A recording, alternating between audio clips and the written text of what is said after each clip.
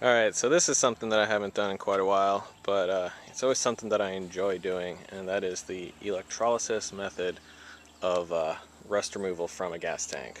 What we have here is a Yamaha Virago tank. You can see, I don't know if you guys can pick that up in there, but we've got some rust issues. Not terrible, but could definitely use to be cleaned out. And so we're going to use electrolysis to clean it out. Now here is the theory behind it. Basically you fill this up with a medium that is conductive to electricity. People have found that the best medium is basically water and this chemical right here, which is sodium carbonate. You can find it in Home Depot or Walmart.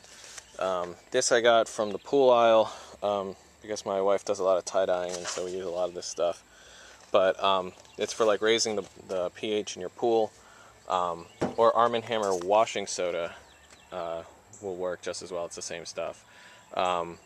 Baking soda, not the same thing. Sodium bicarbonate is not the same thing. You want sodium carbonate.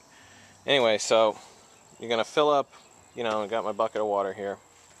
Put maybe a cup or a cup and a half in this bucket, mix it all up, and we're gonna fill up the tank. Now, what we have here, this is what's called a sacrificial anode. Whoops. And it's just a piece of steel. In this case I used part of a coat hanger. You want to use steel, not stainless steel or any other material. And what we're going to do is we're going to put this down in the tank, and it's going to be suspended in the solution, and it's not going to touch any side of the tank. Then we're going to run electricity through it. Got my negative end here. See, I had to file down a little area here to make a good connection. Got my negative end here. My positive end is going to go on the other side of the anode right here. And when the negative ions flow through the metal, they're going to go through the solution and they're going to take the rust with it. And so the rust is either going to stick to the end of my anode, or it's going to be suspended in the solution. And the theory is that it should take off all the rust. Now, I've had a couple of different results with this. Sometimes it takes a long time, like it takes like up to weeks, but this is just a 6-amp charger that I use to provide power. So if you guys have a stronger one, it'll definitely take less time. But I've had two different results. The first is that the flow of ions goes directly from the negative to where the anode is, to the positive. So it's only really going to be taking out the rust that goes like from here. It's not going to be really hitting the rust down here. And that happened to me once. I found that there was a lot of rust still clung to this side of the tank.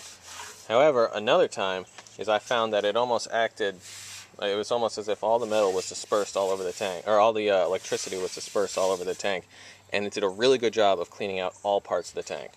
So I've heard different explanations back and forth on how this electricity works. I'm not sure. I'm not a scientist. Whether or not the whole tank is energized and it releases the rust evenly, or if it just is like a straight shot. Because I've heard of guys like taking this, this lead off and putting it down here, putting it over here, to get all the rust. So you guys can experiment with that and let me know what you find. I've heard both things, and I found both results in my experiments. So enough jibber jabber, let's get down to it. What I'm going to do is mix about a cup and a half of that stuff in with the water and then fill up the tank. Alright, so that's all filled up, and now we're going to put a little rod in there. Remember, it can't touch the sides or the bottom or any other part of metal at all, or else it's going to short out. So it does take some playing around to bend it in just the right place where it's just going to slide right down in there, and it's not going to touch the sides. What I use is an old spray bottle cap to sort of hold it in place, and then I taped it up real good, and I'm just going to slide it down in there and make sure it's not touching, and I'm going to secure it somehow. Normally it would be a really good idea to have the anode going down the length of the tank like this, But as you can see, the Virago tank here has this really shallow part here, and I've been trying for the past like 20 minutes, and I just can't find that sweet spot because it's only like, I don't know, 1/4 of an inch, you know, between this ridge right here inside the tank and the top of the tank. So I just couldn't find it where it wouldn't be touching the tank, and so I just went down the side here, and we'll see what happens. And you can secure it with whatever way you guys think is best. I use one of my spider straps. All right, now like I said, you can't have any shorts. You can't have this anode touching the metal. So to test for that, I've hooked up my negative all the way down here, and now I'm going to touch my positive to some part in the tank, and we'll see what my this dial does.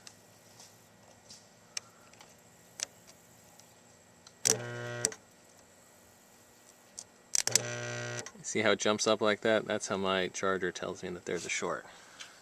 However, I'm going to go up here, and even though there's a spark, you guys can see that spark. I'm going to go ahead and connect that. And it's not jumping like that. It's like barely reading, not even an amp. It's like barely reading the most fraction of an amp, which is fine because this water and this sodium carbonate isn't terribly conductive. That's why it takes a long time. So now I just sort of let this thing fester. I'm going to come back and check on it periodically because this anode does need to be cleaned periodically. But it should take, I don't know, 2 to 3 days, you know, something like that. And basically, you know, I'll just come back here and see what we see. Alright, so after about 2 to 3 hours, let's see how we're doing.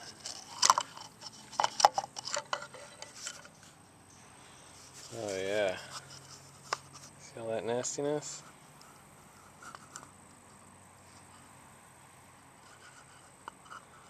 That's rust particles are being dislodged from the tank. Gross. Alright. You can see it floating around in the water a little bit. Let's keep on. Alright, so this little thing's been percolating for a little over 2 days. Let's take it all apart and see what comes out. Alright, so I don't know if you guys can see that, but that looks so much better. Not 100% perfect, but there's a whole lot of nice fresh sheet metal in there that wasn't there previous. And this is just a great big bucket of nastiness. So I'd say this was pretty successful. Probably do a better job if I left it in a couple more days, but for a 30-year-old bike, this is definitely good enough. What I'm going to do is go ahead and really rinse this out real good. Some people use stuff like vinegar or Coca-Cola to rinse the sodium carbonate out of here. And you know, that probably works just as fine. I'm probably going to use some vinegar and then rinse the vinegar out with some gasoline. And we'll be good to go. Obviously a fuel filter after this, but after this treatment, I'm not sure we'll even need it. So, if you guys have any questions about this, let me know.